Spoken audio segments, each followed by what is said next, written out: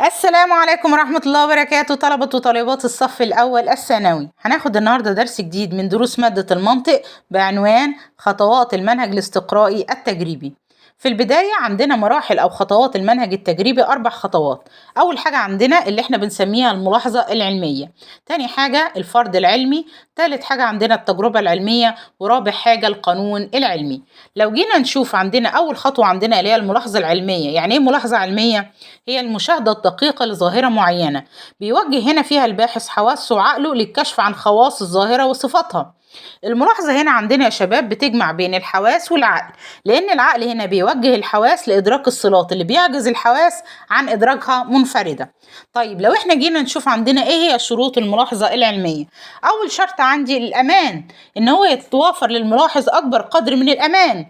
تاني حاجة الاستعداد، إن يكون مهيأ ومستعد لإجراء الملاحظة. تالت حاجة عندنا التكرار، إن تكون الظاهرة عندنا قابلة للتكرار حتى يلاحظ ما فاته في المرة السابقة.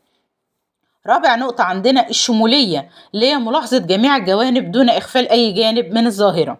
خامس نقطة عندنا اللي هي الموضوعية، وبيستبعد فيها رغباته وأهواءه الشخصية. ونمرة 6 الدقة، بيستخدم هنا الأجهزة والآلات اللي بتساعده على دقة الملاحظة. طيب تاني حاجة عندنا من المراحل اللي هي الفرض العلمي. طب ايه يعني فرض علمي؟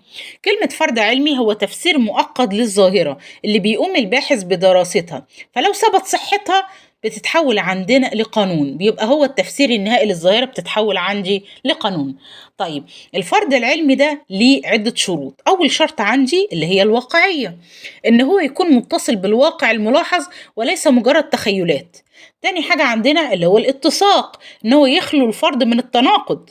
تالت نقطة عندنا اللي هو ألا يتعارض مع قوانين العلم، لا يتعارض مع القوانين المثبتة لو كان الباحث يمتلك أدلة جديدة، إلا لو كان بقى الباحث عنده أدلة جديدة يقدر يقدمها لفكرته.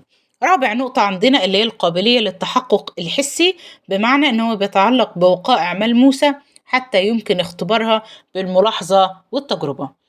عندنا تالت نقطة عندنا اللي احنا بنسميها التجربة العلمية.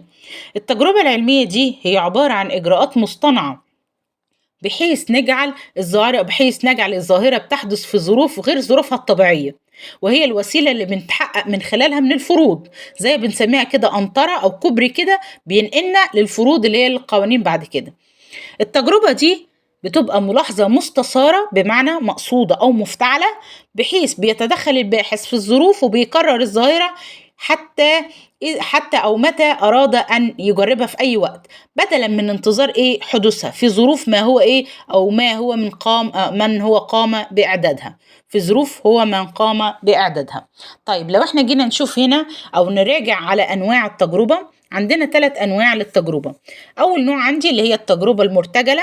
التجربة المرتجلة دي بيلجأ إليها الباحث عندما يكون جاهل بخواص الأشياء اللي بيدرسها لكي يعثر على أحد الفروض، زي بالظبط كده معرفة أثر دواء جديد على مرض ما، أو تذوق مثلا ربة المنزل للمساحيق البيضاء للتمييز بين الملح والسكر والدقيق وما إلى ذلك. التجربة السلبية اللي احنا بنسميها الغير مباشرة، الباحث هنا ما بيتدخلش في هذه التجارب ولا في تركيبها، لكن بيبقى دوره بس منحصر في متابعة التغيرات اللي أحدثتها الطبيعة، زي بالظبط كده مراقبة آثار السيول أو الزلازل أو البراكين، أو متابعة ومراقبة دورة حياة بعض الكائنات الحية في الغابة.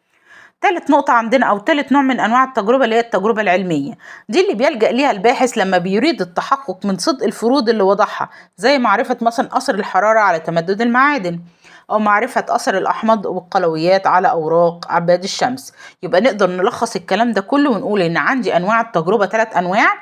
التجربة المرتجلة تجربة أولية، الباحث هنا بيجهل بخواص الأشياء اللي بيدرسها، بيريد أن يعثر على فرد يبدأ منه.